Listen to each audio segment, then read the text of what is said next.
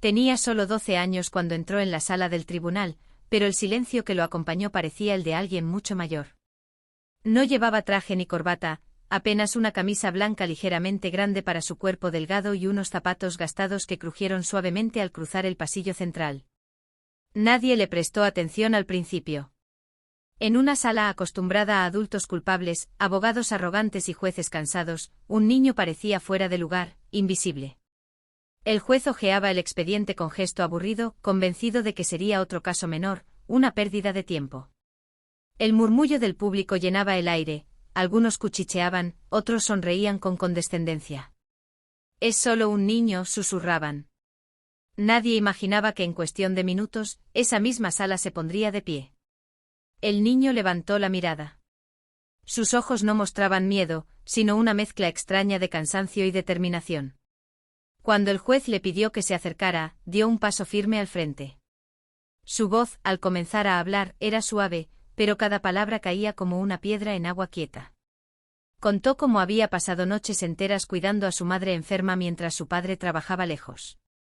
Cómo había aprendido a leer documentos legales en la biblioteca pública porque nadie más iba a defenderlos. Habló de cartas ignoradas, de puertas cerradas, de promesas rotas por adultos que nunca escucharon. No acusó con rabia, habló con una claridad que dolía. El juez dejó de leer. El público dejó de murmurar. El niño explicó el caso mejor que cualquier abogado, fechas exactas, contradicciones, leyes que citó con sorprendente precisión. Cada frase desmontaba la acusación como si hubiera sido ensayada 1000 veces, pero no había arrogancia, solo verdad. Sus manos temblaban apenas, no por miedo, sino por el peso de todo lo que cargaba. Una mujer en la primera fila comenzó a llorar en silencio. Un abogado bajó la mirada, incómodo. El fiscal tragó saliva. El juez, por primera vez en años, sintió algo que había olvidado en esa sala: respeto. Cuando el niño terminó, no pidió compasión. No pidió perdón. Solo dijo que quería justicia, no solo para él, sino para quienes no tenían voz. El silencio que siguió fue tan profundo que se podía escuchar la respiración contenida de la sala entera. El juez se levantó lentamente de su asiento. Nunca lo hacía. Apoyó ambas manos sobre la mesa, observando al niño como si lo viera por primera vez. Su expresión cambió, ya no era la de una autoridad distante, sino la de un hombre enfrentado a algo que no podía ignorar. Con voz firme ordenó revisar el caso desde cero y pidió que todos permanecieran de pie. Entonces ocurrió algo aún más inesperado. El juez dio un paso al frente, bajó del estrado y, ante la mirada atónita de todos, se puso completamente de pie frente al niño. No por protocolo. No por obligación. Lo hizo por respeto. El niño no sonrió. Solo sostuvo la mirada. Porque en ese instante ambos sabían que lo que había comenzado en esa sala no terminaría ahí, y que las palabras pronunciadas ese día iban a cambiar mucho más que un solo veredicto. La sala seguía inmóvil cuando el juez volvió a su asiento, pero ya nada era igual. Ordenó un receso breve, aunque nadie se movió. El niño permanecía de pie, con los brazos pegados al cuerpo, sintiendo por primera vez el peso de cientos de miradas que ya no lo juzgaban, sino que lo escuchaban. Afuera el sol golpeaba los ventanales, pero dentro del tribunal el aire estaba cargado de algo nuevo, algo que no figuraba en ningún código legal. Cuando el juicio se reanudó, los abogados comenzaron a hablar con más cuidado. Cada palabra era medida, cada argumento parecía frágil frente a la claridad que el niño había dejado suspendida en el ambiente. El fiscal intentó recuperar el control del caso, pero sus frases sonaban vacías, repetidas, como si él mismo supiera que ya no convencían a nadie. El juez escuchaba en silencio, tomando notas que no estaban en el expediente, observando no solo los hechos, sino las reacciones, las miradas esquivas, las manos nerviosas. El niño fue llamado nuevamente. Esta vez no caminó solo. Detrás de él, casi sin darse cuenta, varias personas se pusieron de pie, como si acompañarlo fuera un impulso imposible de detener. Él habló otra vez, no para defenderse, sino para explicar las consecuencias humanas de las decisiones legales. Dijo que las leyes no eran solo letras, que eran puentes o muros, y que ese caso decidiría de qué lado quedaría su familia. Recordó el día en que recibió la notificación oficial, como su madre había intentado sonreír para no preocuparlo, como esa noche él decidió que no iba a quedarse callado. Confesó que tuvo miedo, que dudó, que pensó que nadie lo escucharía por ser niño. Pero también dijo que el miedo no podía ser una excusa cuando la injusticia llamaba a la puerta. El juez apoyó el bolígrafo y entrelazó los dedos. Por un instante la figura solemne desapareció y quedó un hombre recordando por qué había elegido ese oficio. Hizo una pregunta directa, sencilla, que desarmó toda la estrategia legal construida hasta ese momento. Nadie respondió de inmediato. Un murmullo recorrió la sala. El secretario intercambió miradas con los abogados. El fiscal pidió unos segundos para consultar documentos que ya habían sido revisados 1000 veces. El juez asintió, pero su mirada seguía fija en el niño, como si intuyera que aquello era solo el comienzo. Desde el fondo del tribunal, alguien levantó la mano. No era parte del caso. Era un observador, un ciudadano común que pidió permiso para hablar. Nunca ocurría, pero el juez, tras una breve pausa, aceptó. La persona habló de otros casos similares, de errores repetidos, de niños que no tuvieron el valor ni la oportunidad de estar ahí. Cada frase sumaba peso a lo que ya era imposible de ignorar. El ambiente se volvió denso, casi eléctrico. El niño respiró hondo, sintiendo que algo mucho más grande que él estaba tomando forma.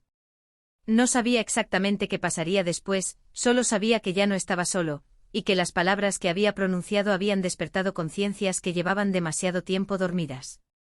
El juez pidió silencio una vez más, levantándose de nuevo con una expresión que nadie en esa sala había visto antes, mientras tomaba una decisión que iba mucho más allá de ese expediente. El juez permaneció de pie unos segundos más, como si necesitara asegurarse de que cada persona en la sala entendiera la gravedad del momento. Luego respiró hondo y comenzó a hablar con una voz que ya no era fría ni distante, sino firme y profundamente humana. Explicó que aquel tribunal no existía solo para aplicar normas, sino para servir a la justicia, y que la justicia, cuando se ignora el contexto humano, se convierte en una sombra de sí misma.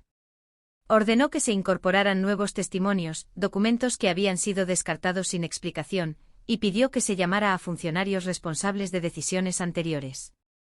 El murmullo volvió, esta vez cargado de sorpresa e inquietud. Algunos abogados intercambiaron miradas tensas, otros casi aliviadas. El niño escuchaba atento, tratando de comprender cada palabra, consciente de que aquello ya no era solo su batalla. Mientras se organizaba la nueva fase del proceso, el juez hizo algo inesperado, pidió que el niño se sentara a su lado, no en el estrado, pero sí cerca, a una distancia que simbolizaba respeto y reconocimiento. El gesto provocó un silencio aún más profundo. No era un privilegio, era un mensaje.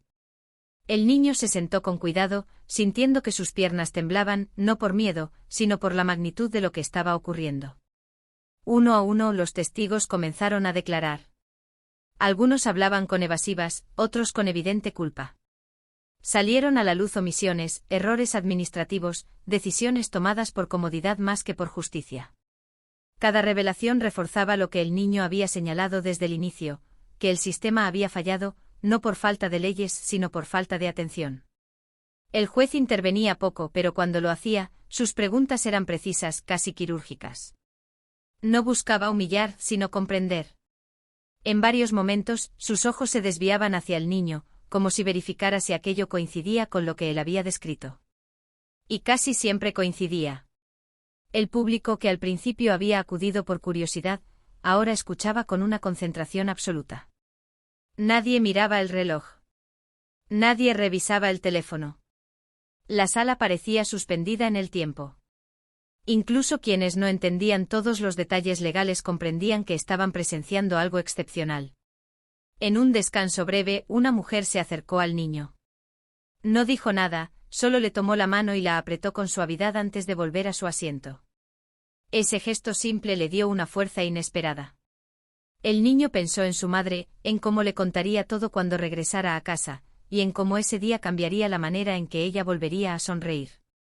Cuando el juez retomó la sesión, anunció que el caso ya no se limitaría a una sola familia. Había detectado un patrón, y ese patrón debía investigarse a fondo. Algunos rostros palidecieron. Otros se tensaron. La sala comprendió que las consecuencias serían amplias, incómodas, inevitables. El niño bajó la mirada por un instante sintiendo una mezcla de orgullo y vértigo.